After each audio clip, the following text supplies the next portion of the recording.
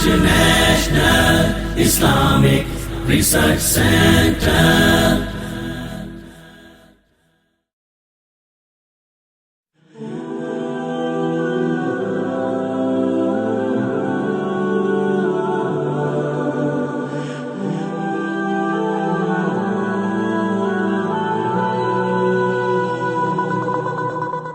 The Sunni and that Shia are not joining the in Salah. So what should be done with them? How we can improve them?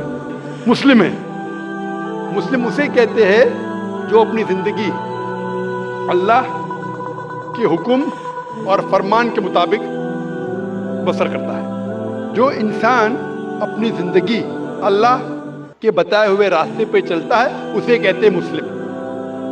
तो जो आदमी नमाज पढ़ता है, मैंने आपसे जिक्र किया, अल्लाह सुब्हाना व तआला कम से कम 12 जगह कहते हैं कुरान मजीद में अतिउल्लाह और अतिउर रसूल, ओबे अल्लाह एंड ओबे द मैसेंजर।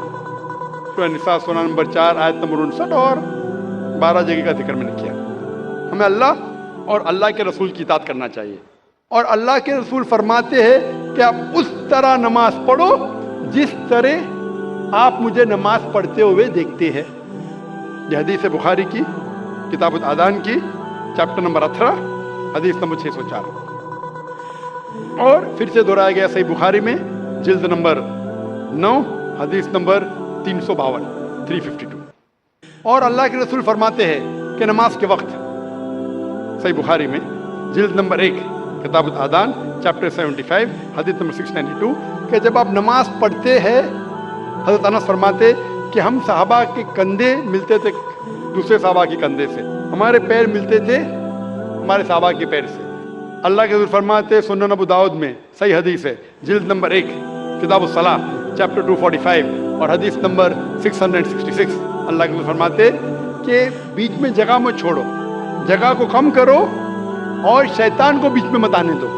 उसका मतलब हमें कंधे से कंधा मिलाना चाहिए। जो इंसान अपने आप को मुसलमान कहता है और कंधे से कंधा नहीं मिलाता है सलाह के वक्त और पैर से पैर नहीं मिलाता है, वो अल्लाह के रसूल की नाफरमानी कर रहा है, वो सलाह सही तरीके से नहीं पढ़ता है। तो शायद उन लोगों को ये अल्लाह के रसूल की हदीस के बारे में पता नहीं होगा। तो हमारी कोशिश है कि उन मुसलमान को बताए कि अल्लाह के रसूल की हदीस है कि कंधे से कंधा मिलाओ, पैर से पैर मिलाओ नमाज पढ़ते वक्त, ये फ़र्ज है। Hope the answer the question. International Islamic Research Center.